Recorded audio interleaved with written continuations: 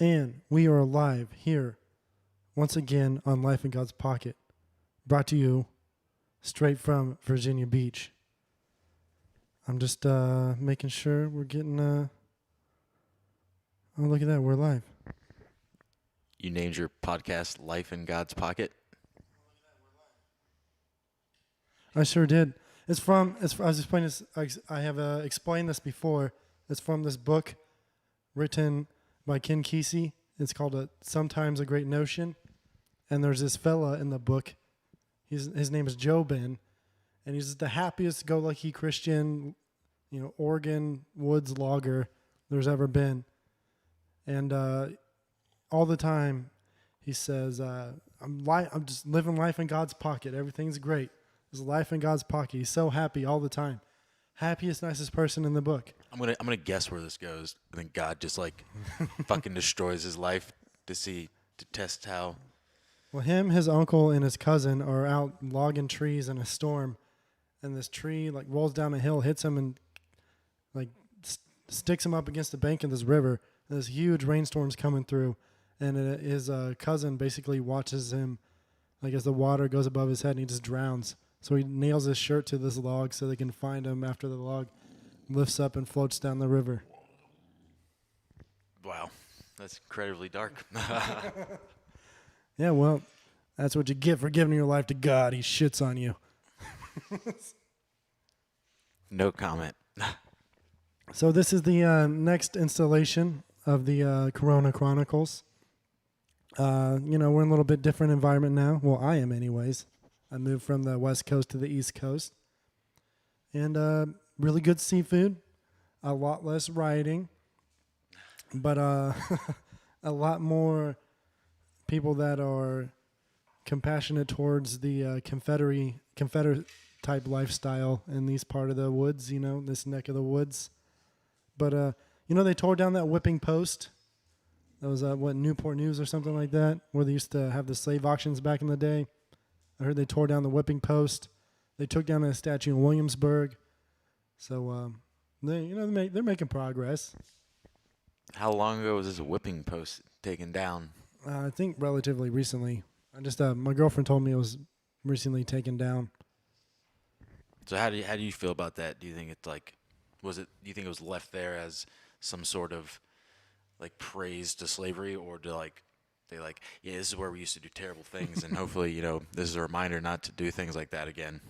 Well, I can understand how minorities would feel that way, because it surely seems like that, especially after, their parents and grandparents experiencing Jim Crow laws post, the Civil War. In the what's that called, the Emancipation Proclamation, that hip hop document. But I can totally understand that, but I don't really understand. Well, I see where the white people are coming from. It is our heritage, and you should leave it alone. Well, your heritage is A, racist as fuck, and B, it's from the Confederacy, which was an armed insurrection against the United States. We don't hang up the the Japanese flag at Pearl Harbor. The Confederacy was not American, and they wanted to keep slavery. My dad is from Kansas, and he's like, it's just a part of life. It was their way of life. It wasn't all racist. Bullshit. That's what they went to war for. And then Kansas became a Union state, not because of they were opposed to slavery, as they were opposed to rich slave owners in the South coming into Kansas and putting other poor farmers out of business. That's the only reason why Kansas became a Union state. Well, that's speculation. That's my opinion. I grew up in Kansas. I think that. Because, So I've always heard back and forth arguments on the cause of the Civil War, and that it could have been about pretty much state powers versus the federal government's powers, and that kind of push and pull, and what the founding fathers originally intended, and the federal government was overstepping and trying to impose all these tariffs on the southern states. Well, not the southern states specifically, but it was like for specific exports that would only affect the southern states. So they kind of rebelled, and it was more of like standing up against the federal government and not necessarily having to do with slavery. But I don't know. Well, I those don't are know if very that's facts or not.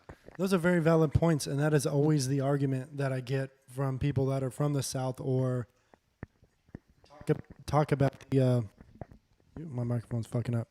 That talk about the Confederate flag and how it's just it was our way of life and it's just a symbol of my heritage. Well, that's true. You should take away the good things from that, which is where they were rising up against what these carpetbaggers or these Jews from the north, these goddamn Jew Yankees, as my family would say. Some of them. I'll keep the specific ones nameless, but there was some truth to some of that, though there's some gross racism and stereotypes mixed in with that. But still, a huge part of their success was based upon free labor and the cruelty in which they treated those people is just awful. And I took this class a couple years ago in college, core humanities, something. But part of the discussion we're having was about the revolutionary times in the United States. Excuse me. And the difference between the African Americans, I guess then Africans, the Africans then that were enslaved, and the Native Americans. And I wrote this essay, long story short, about how I feel like far fewer of the Native Americans were slaves because they were on their home turf fighting for their homeland, and they even have stories and accounts written from back then about how it was impossible to enslave the Native Americans because they would just fight tooth and nail to the fucking death, versus the Africans. They were brought over in ships and just whipped and dehumanized, and I guess I don't know, but they were put in the fields and put to work. It's fucking awful. Yeah, I've never taken that part into consideration of it like happening on your home turf or being like taken from your home turf. But I remember learning that like the Native Americans just were not having it, and like some would literally kill themselves over instead of being a slave. And then even there was some sexism involved too, I believe. Some of the work that the slave owners were trying to make them do, the Native Americans looked at as women's work, and that it was like dishonorable for them to even do this work, like regardless of if it was forced upon them through slavery. There's like, this is what women do. I'm not doing this. Yeah. It's just crazy to look at the difference in cultures, and unfortunately, a lot of that has been whitewashed throughout history. It's crazy to think what I learned in 7th grade in Kansas history class versus what I learned in college in history classes of, where you're an adult, so they talk to you like you're an adult. Like, yeah, these people are like raped and murdered, and especially the account of Columbus, when his soldiers used to like throw babies in the rocks and hang people up by their wrists and then light fires underneath them, just roast them to death and just laugh as they screamed, and just all that awful shit. Or the guys they'd make jump into the water and dig out pearls until they drowned, So is that really like a white people thing, or just human beings in general throughout history are just terrible fucking people? Well, yeah, humans want to conquer, you can say white people are more predispositioned to create technology or, just be troublesome, just through looking at history. But in all these other countries, there's still people that aren't white that are warring against each other for whatever reason, whether it be tribal or, it's just crazy that one of the things that is stereotypical to white people is like deep understandings of physics and chemistry and science and technological innovation. Now, which isn't saying that other people from other ethnicities aren't capable of that, but the vast majority of it has come from, the whiteys, the chowkies, as I like to say. Yes, I don't even know if that's true, but I'll believe you if you say it's true. Well, just look at World War II. The most sought after thing after World War II was all the scientists that were the Nazi scientists. And the technological innovations, the Haber dude that invented the nitrogen fixation to collect nitrogen from the atmosphere to use it in fertilizer.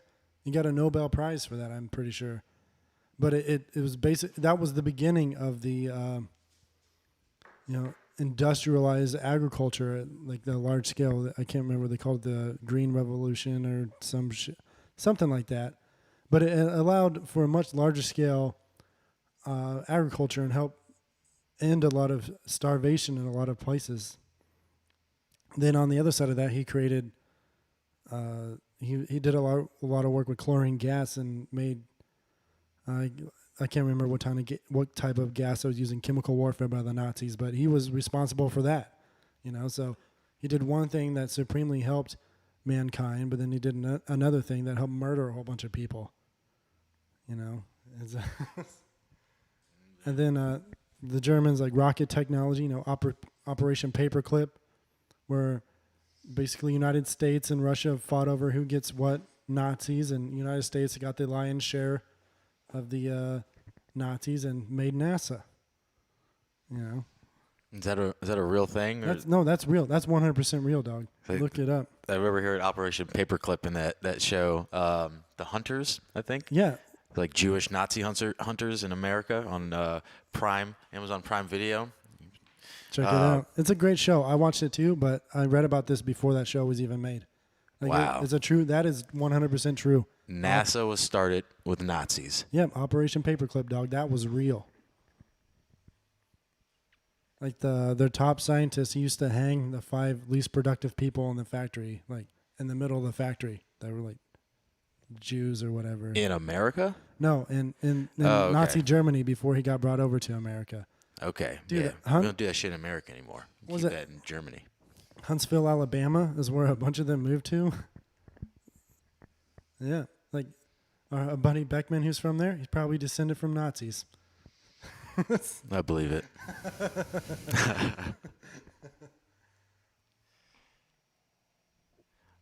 Wow. So I feel like that's probably not very widely known. I don't think I know anybody that would think NASA was started by Nazis. Well, started by Americans, but then, used Nazis. I'm sure the politicians were like, what is the greater good? Like, so at the time, German scientists were the world leaders in all of academic studies, like, and that's generalizing, but they're pretty much like the leaders in academia when it came to high-level physics and chemistry.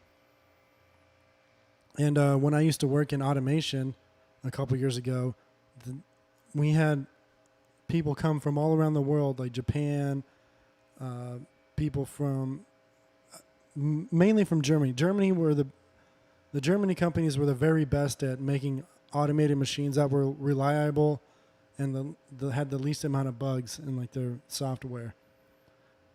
All the other ones were a headache, and to a certain point where like we had this one German company, Groman Automation, that ended up like rebuilding several production lines that other companies had already built, and in a very short amount of time they would double and triple like these companies' first like set of automated lines that they'd been working on for 2 years, and then this German company would come in, and in a matter of months would be like tripling their production.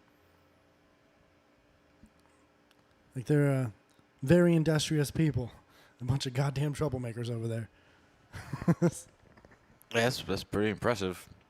Yeah, you wouldn't think that about Germans, but it is kind of, I guess I've seen that as well. The company I worked for in the past, they're an Israeli company, but they bought a laser company that was a German company, and then they just kept that portion of it in Germany. Um, they're like the best in the market as far as like just such a niche area of lasers and shaping lasers to like draw things. So yeah, I guess that's like the whole thing with German vehicles is that precision engineering. I guess they just have like an obsessiveness for attention to detail. Yeah, once they find a problem, they want to find a final solution. Oh yeah. Yeah. I'm not a Nazi or anything. I'm a part of my heritage. I hear there's like a butt coming. It's like, I'm not a Nazi, but No, I got my 23andMe and done, and I'm like 2% Ashkenazi Jew. But I'm also 16% German. So, yeah, I got a conflict in my blood. I have no idea what I'm made up of. Never done 23andMe. I've heard various things from different family members, but I don't think they really know. Yeah, it's interesting what you find out. Some people in my family used to say, from my grandmother on my dad's side, like, oh, there's some Native American in there or something, and literally 0% Native American. I'm no percent Native, 0.1% African, though. 0.1, huh? Yeah, Wow. sub-Saharan African, like from Ghana or Liberia or one of those places. But from like greater than 7 generations ago. How accurate do you think those 23andMe things are? Well, it's interesting that it's changed by like a few percent on a lot of things since I've got it done. Because the more samples they get, the more exact it can be, and the more they can find out specific genetic traits from different regions. It changes over time the more samples they get. So you right now you're at 0.1% African, but that could eventually become 10%. It wouldn't be like that. It's actually, when I first got it down, it was 0.2% African. And then like 5 months later, I was downgraded to 0.1% African. Oh, so you're doing like a Michael Jackson thing, just getting less black. Less black as the day goes by. Then I have a friend from El Salvador. He got his 23andMe and done, and he was 10% African. And then he was like, guess what, boys? My vocabulary just grew by one word today. I honestly thought you were going to say he was from El Salvador and he got his 23andMe done and found out that he had no Salvadorian in him. No, he's a heavily Salvadorian. I'm like, I'm calling bullshit on that one. Yep. So let's take this time to recognize some sponsors. Shadestays.com. It keeps your glasses on your hat, dingus. You know what shade stays are? The shades, they stay. They're these Wherever little you put them. magnet things you could put in your hat. You could put it in your purse. You could put it in your fanny pack. You could put it on your gender-neutral satchel. And it'll just hold your glasses there. You know, the other day I was shooting guns, and I took my sunglasses off to like shoot my rifle that had a scope on it. And I didn't have my hat with the shade stays on it.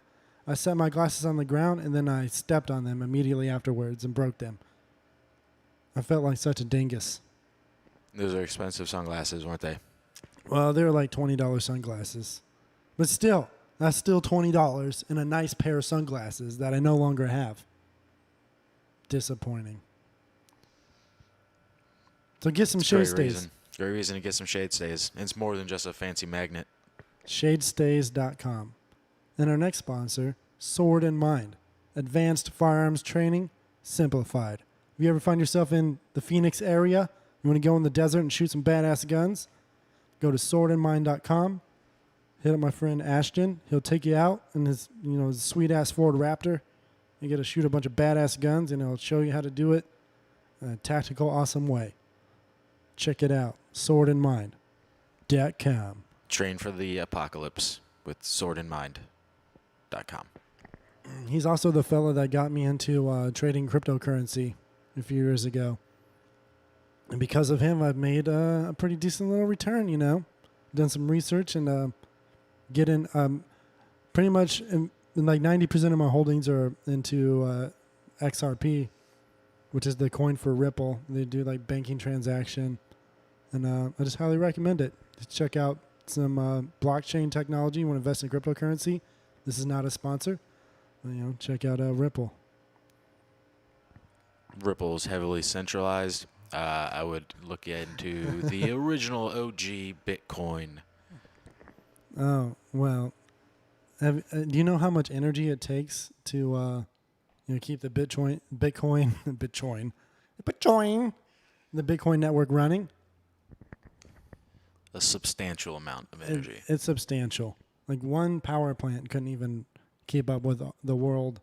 Like one nuclear power plant couldn't keep up with all the Bitcoin being, hashed up in the world.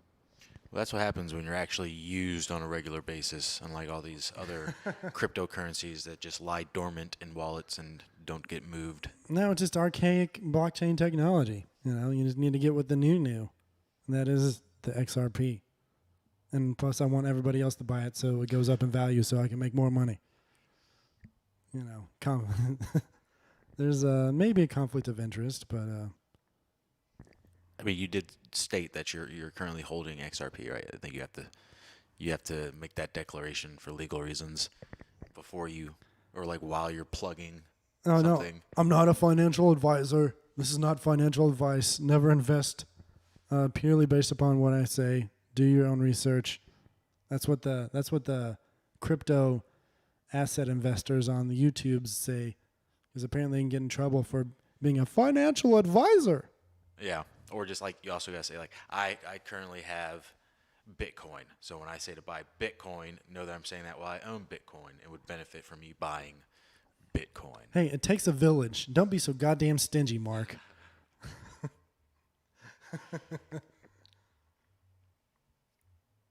So, hey, are there any other topics you wanna tackle on this day? Yeah, abortion. Let's get no. Yeah, we should take all the aborted babies and take out their stem cells and then put them into me so I can live forever. And then would make their blood into, little... I think we could do like way better things with it, like reanimate Christopher Reeves and put him in another Superman movie with stem cells. No, the only thing you need to reanimate Christopher Reeves is Christopher Walken.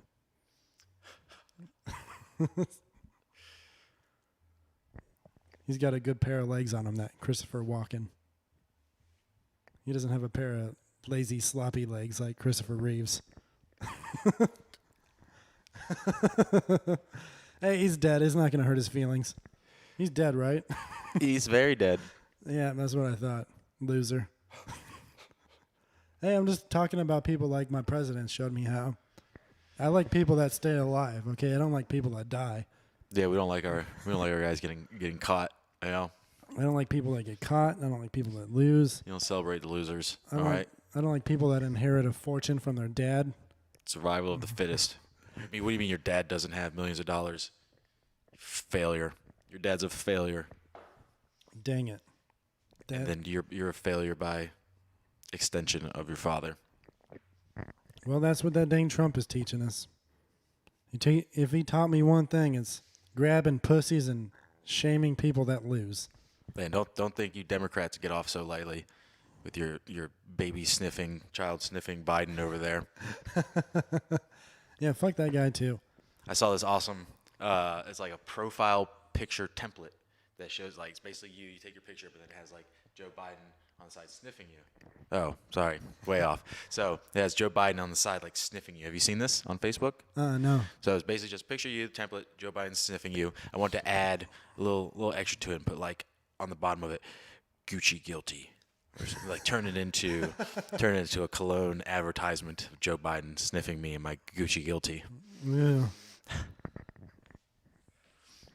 I thought we were going to talk about abortion. How do we get... Oh, yeah. Okay, abortion, stem cells, Christopher Reeves, Christopher Walken, talking shit about dead people, Trump, Biden. There we go. That was like Another 8 jumps. Another funny thing about abortion, because it's a pretty funny thing, is I like how I have a lot of friends that are conservative Christian or Catholic, whatever, cuckoo nut religion, and they're staunchly just killing babies. They're just out there killing babies. I'm like, okay, so if you're against abortion, you should be donating money to single moms that have children that their dad is going to take off, obviously. And then you should be adopting these kids, or you should be donating money to help take care of these kids if you're going to tell them what to do. Because what you're doing is condemning a young, so I'm generalizing again, but it's probably a young lady that, probably got drunk and fucked and then didn't use protection, got knocked up, didn't find out for a while because she's got a lot going on in your young, stupid life. And then you're going to tell her like she can't abort this baby that she doesn't want, nobody wants. Think of the big picture. I read this book, Freakonomics, and in it there's this country where they outlaw abortion, and 20 years later there's a revolution because there's an entire generation of just people that grew up angry and full of spite because they had no positive role models in their life. They grew up in poverty. They had to resort to crime. Unless we're going to have a system that will take care of these babies that are born that are unwanted. Like, I don't understand how you can sit there and tell somebody like you can't kill that baby when it's literally just a bunch of like, yeah, we should be detecting it before they're 9 months pregnant. And there probably should be a cutoff point, but maybe there shouldn't be. Maybe they should have like up to like 6 weeks after it's born to abort it, But you have to do it with a claw hammer. Do you think abortion would be such a problem if Disney Channel didn't sexualize all of the children and make them want to have sex so early and have kids when they're in high school? Well, Disney, or you ever seen that MTV show 16 and Pregnant?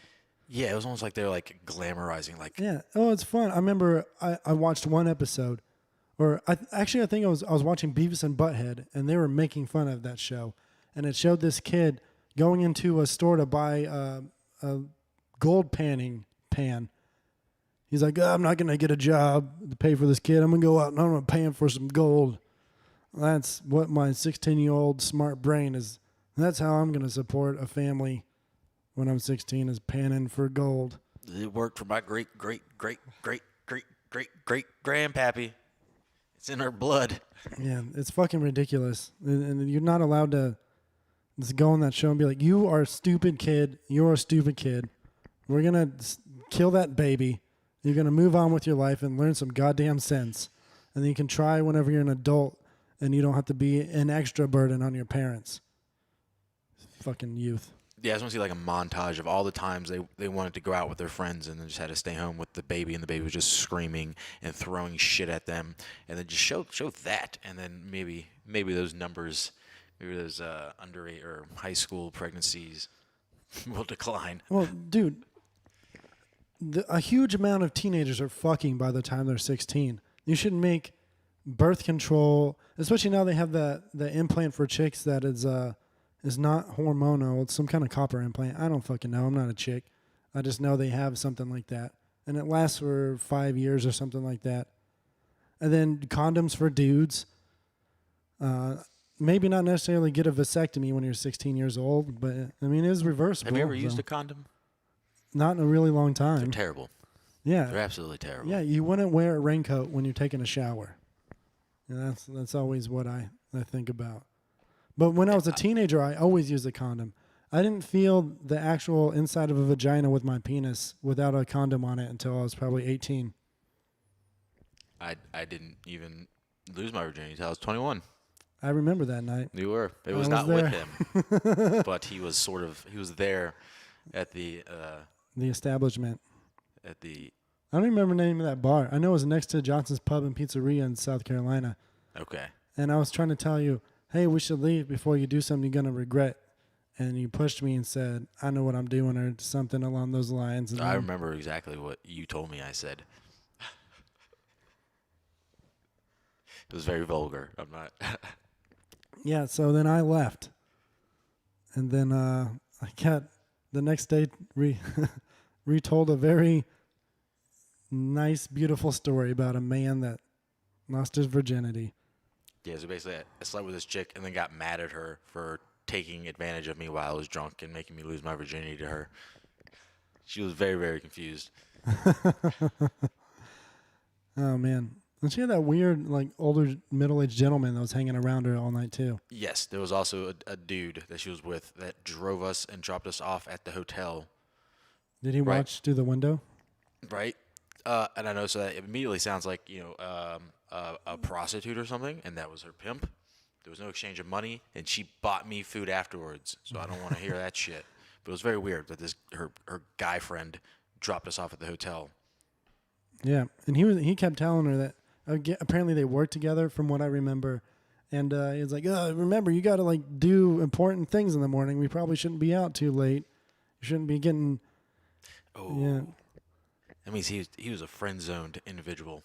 If he cared like that, Yeah. so he is so friend-zoned that he drove this girl that he's probably secretly in love with to go get smashed by another dude.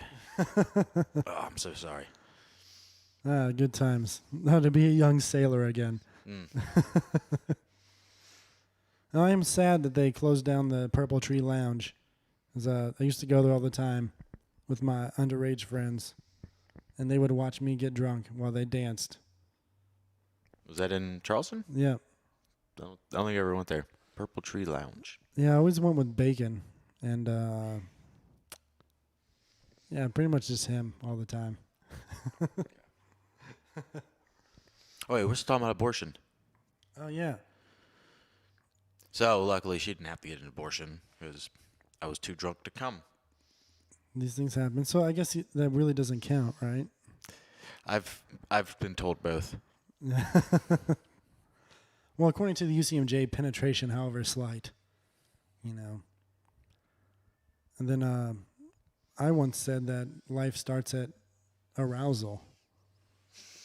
I think some other comedian may have said that, but I like to think that I came up with it. So I'm just going to say I did until somebody proves me wrong. I'm trying to work that one out in my head. Life starts at arousal.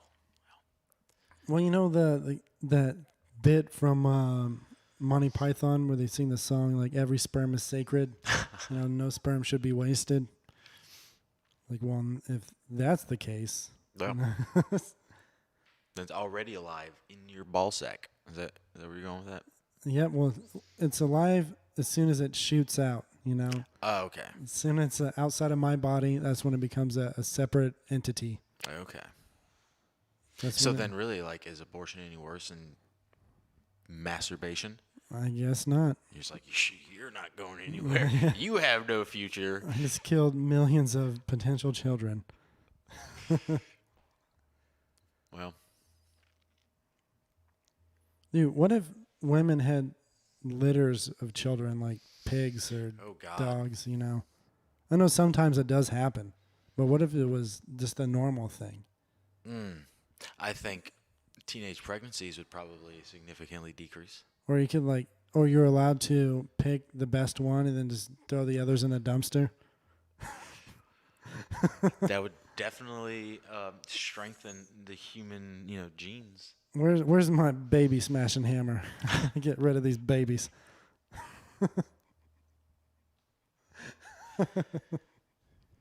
So I wonder, what do you think anyone watching this thinks? You're for or against abortion? Well, I'm definitely for it because, I'm definitely for people's right to choose if they want to have one or not. I encourage it, but nobody should be getting an abortion because I told them to, Even if it's my child, I would say, I highly recommend because I don't want to deal with this thing. But Yeah, that might even be like the wrong choice of words. You'd probably be frowned upon for that one. I would be like, I support whatever you decide. yeah, No persuasion either way or the other. that's the right decision. Secretly, though, I'm like, kill that motherfucker. No. I just see all my beer money growing inside of this belly. all my fun money, all my travel money. It's for an ungrateful little bastard. I remember when I was a kid, I was a piece of shit when I was a little kid. I was awful. I don't want to have to raise a me. Like, no, thank you. Every child I've ever met has just been absolutely horrible. They're just the worst. Some of them aren't bad, but it's just overall, just you're 100% responsible for this person's well-being, and seems like a real drag. When I meet someone's child, almost every single occasion, I leave disliking the parent. I was like, wow, if that's your kid, you're clearly not the person I thought you were. Yeah, well, kids their brains aren't formed all the way. They're just ding dongs running around with a head full of garbage. They don't know any better. I don't blame them, but I avoid them at all costs. No, I blame the parent. I 100% blame the parent. But regardless of whose fault it is, the kid is now annoying. So where I'm like, hey, it's not your fault, but get away from me. Yeah. Or I dated this chick. She had a kid, and I asked her, have you ever thought about killing your kid? And without hesitation, she replied, all the time. And she started naming ways. She's like thought about like hucking her kid off the balcony of their apartment, or like, That's love. Yeah, but she has have those thoughts all the time, but you don't do it. That's love. It's oxytocin. That's what it is. It's goddamn biological chemical dupe. Your body's duping you into caring for this thing that really pisses you off. But so for some of us less educated folk, oxytocin, not that I don't know what it is, but it's the drug your brain releases when you have a kid or if you fall in love. It's commonly referred to as the love molecule. Yeah. It's like no relation to Oxycontin. It just happens, No, they're completely different. Oxycontin is a good time. Oxytocin is a burden. There you go. Clearly, obviously, when you're prescribed Oxycontin by a, medical professional, we're not condoning the illegal use of drugs here. Yeah, don't use drugs illegally. Make sure you get them from a doctor that's going to make a bunch of money off of you getting addicted to their pharmaceutical treatment. Yeah, it's a win-win. He gets a kickback. You don't have to worry about getting a charge because you have a prescription. All right, everyone wins. Yeah, and who needs cures when you can just get a treatment? Way more money in treating the symptoms than like curing the issue. It's all about money. I like me a nice chemical Band-Aid. Speaking of money, you need to get a medical sponsorship. Like medical weed? There we go. There you go. They might want more than the 5 viewers that you have right now, but I have 28 subscribers, I'll have you know. oh, wow. And only one of them is me on a different account. And I've actually yet to subscribe, so like that's 29. Yeah, and sometimes If I remember. sometimes I get 10 views Really? on my videos. Oh, wow. So wait, so not even everyone that's subscribing is looking at the video? Like how difficult is it just to check out the video? Maybe because they're so long. Maybe you keep them shorter. How long have we been on here? I don't know. That's a good question. Probably a good 20, 30 minutes. Yeah. Where do you think people signed off, like, most likely? At Nazis or at abortions? Well, according to my analytics, usually it's about 1 minute and 30 seconds into the video. Okay, so I've heard about this. Who was telling me about this? It might have been you. But basically, we got to hook people. We got to like start in the very beginning, like, hey, there's an issue. There's this issue, and we're gonna solve this issue by the end of the video. And then the whole middle is just talking about this issue, like leading up to this resolution, maybe. But you're gonna stick around because you got to find out what's the resolution to this problem. And then we just gotta sign off like before you know it's coming up. They're like, okay, it's about to end. I'm getting off. You gotta like, boom, close it. Now that's Like, push the button. that's the Japanese anime trick. Is it? Yeah, where they start off with something super interesting. They stretch out a bunch of nonsense and crazy faces and crazy words, and then they end the episode, and then 100 episodes later, you finally get resolution.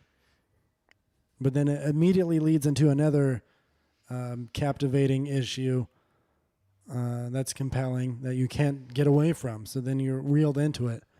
And then, during this pandemic, I've watched about 13 seasons of the show One Piece, and season 13 had 100 episodes in it. I didn't realize that show had that many damn seasons. Yeah, it came out in 1999, and they're still making new episodes to this day. They just had a movie come out last year. Wow. They had multiple movies. I think I've seen like 1 or 2 episodes maybe. I love that show. I'm Yeah. addicted to it. Straw Hat Luffy is my man. My point exactly. Addicted. So that's the formula. It works. Yep, exactly. But yeah, you ready? You ready to wrap this up? You want to wrap this up? Yeah, I think we did. We got some more content out there. We'll probably have some more episodes coming at you soon from the Coronavirus Chronicles live stream, Life in God's Pocket. Check out our sponsors. I believe there should be links in the description. If not, I'll change that shortly. Those are real sponsors? Yeah, they're real. Oh, Real they're real. deal. They're real companies. They're real businesses, and I have permission from the CEOs of those companies to advertise them on my channel. There you go. One of the Shade Stays guy was met on a ski lift in Tahoe by one of my former roommates. Shade stays. It's all about who you know, and it's not about what you know. And clearly we know half of almost nothing. All right, everybody. Have a good day.